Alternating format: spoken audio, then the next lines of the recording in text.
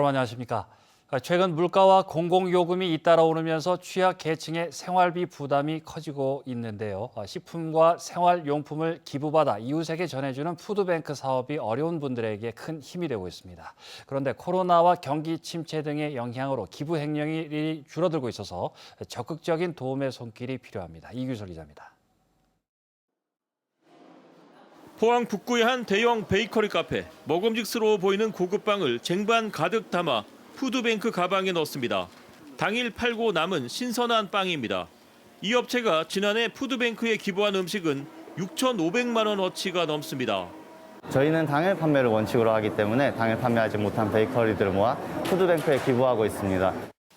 이렇게 모인 빵과 식자재 등은 포장과 분류 작업을 거쳐 주로 몸이 불편한 취약계층에게 배달해 줍니다. 나 평생에 안 먹어보는 것도 다 한 습을 챙겨줘가지고 그거를 다 먹고 내가 얼마나 편안하게 잘 지내는지 몰라요. 푸드뱅크는 이처럼 기부받은 물품을 생활이 어려운 분들께 직접 전달하는 사업입니다. 여기서 조금 더 발전한 형태가 푸드마켓인데 일반 슈퍼마켓처럼 직접 매장을 방문해 물건을 고를 수 있습니다. 물건마다 기부한 단체나 개인의 이름이 적혀 있고 포항의 경우 1인당 월 2만 포인트를 지급해 생필품을 구입할 수 있도록 하고 있습니다. 물가도 비싸고요. 생활에 도움이 되고요. 애들도 좋아하고 그래요. 푸드뱅크와 푸드마켓은 시민들의 기부를 통해 운영됩니다. 포항에서는 120여 업체와 개인들이 기부 행렬에 동참하고 있는데 기부 업체에는 물품 가액에 해당하는 기부 영수증이 발급됩니다. 최근 코로나와 경기 침체 등의 영향으로 기부 금액이 줄고 있어 걱정입니다. 이용하시는 할머니의 손자분들이 할머니가 도움받는 걸 보고 자기 생일 때마다 라면 한 박스씩 용돈 모아가지고 매년 생일 때마다 이렇게 기부를 해주시는 분들도 많습니다. 변질 우려가 없는 식품이나 비누나 칫솔 등은 푸드마켓 앞에 설치된 물품 기부함을 통해 기부할 수 있습니다. 물품 기부를 원하는 업체나 개인은 포항시청 복지정책과로 연락하면 되고 푸드뱅크나 푸드마켓 이용을 원하는 시민은 주소지 행정복지센터를 방문해 상담을 신청하면 심사를 거쳐 이용 가능 여부를 알려줍니다. 포항시는 이용자 숫자에 비해 기부 물품과 자원봉사자가 부족하다며 시민들의 적극적인 관심을 당부했습니다. MBC 뉴스 이규설입니다. 포스코홀딩스 본사 소재지 포항 이전 안건이 주주총회를 통과했습니다. 포스코홀딩스는 오늘 서울 포스코센터에서 제55기 정기 주주총회를 열고 본점 소재지 변경의 건을 원안대로 의결했습니다. 해당 안건은 지난달 15일 이사회 논의 과정에서 일부 이사들이 소재지 포항 이전을 반대 재논의 과정을 거치는 진통 끝에 주총에 상정됐습니다. 포항시는 포스코홀딩스 소재지 포항 이전 안건이 주주총회를 통과한 데 크게 환영한다고 밝혔습니다. 포항시는 지난 1년간 지역을 들끓게 했던 본사 소재지 이전이 주주총회를 통과한 것은 국가와 지역 그리고 기업이 동반 성장할 수 있는 첫 장을 열었다는 데 큰 의미가 있다고 평가했습니다. 경북 북부권 근로자들의 월 평균 임금은 262.8만 원, 주당 노동시간은 46.4시간으로 도내 다른 지역보다 더 적게 받고 더 오래 일했습니다. 경상북도가 처음 실시한 노동실태조사 결과인데 구체적인 내용 김서연 기자가 전해드립니다. 경북연구원이 지난해 9월부터 2개월가량 경북 지역 근로자 1,000명과 사업장 500곳을 대상으로 노동 실태를 조사했습니다. 경북 전체 월 평균 임금은 273만 원으로 조사됐습니다. 남성의 평균 소득은 여성보다 60만 원 많은 299만 원이었습니다. 권역별로 가장 낮은 곳은 안동 등 8개 시군을 아우르는 경북 북부 262만 원입니다. 가장 많은 남부 지역에 비해 31만 원 더 적었습니다. 경북의 주당 평균 노동 시간은 45시간, 북부권이 46.4시간으로 가장 길었고 동부 해안권이 44시간으로 가장 짧았습니다. 비정규직과 고령자 등 취약계층 근로자 비중도 북부권이 가장 높았습니다. 북부 지역 기업 97곳에 근무하는 근로자 중 20% 이상이 비정규직이었고 또 20% 이상이 만 55살 이상 고령 근로자였는데 이들 비중이 다른 권역에서는 10%대인데 비하면 북부 지역의 쏠림 현상이 두드러졌습니다.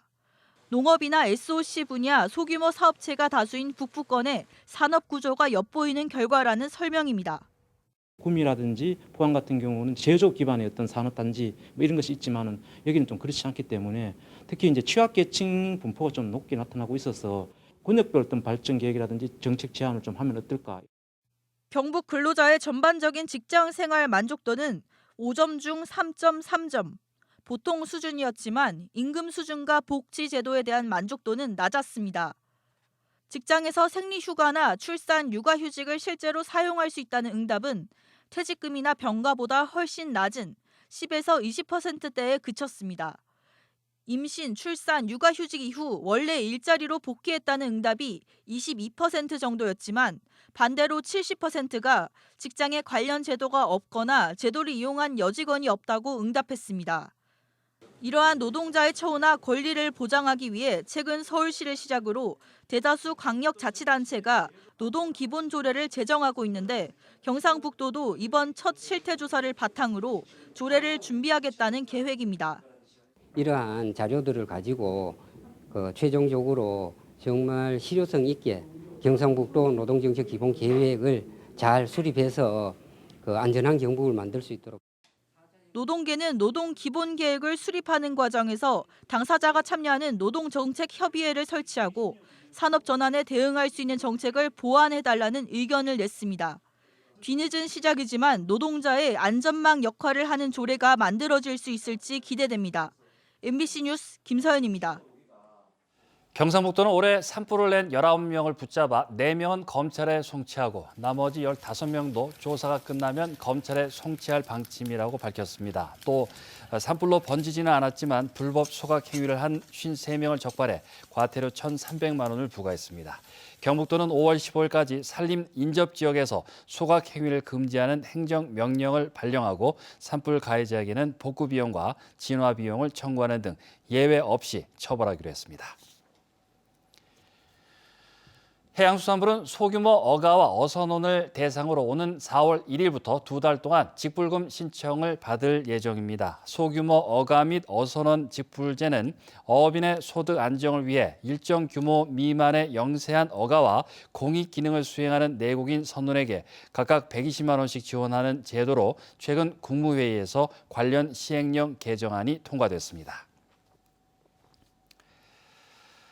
포스코가 지난해 태풍 흰남노로 침수 피해를 입은 포항 제철소의 복구를 도운 해병대 1사단 장병에 대해 신입사원 채용 때 우대하기로 했습니다.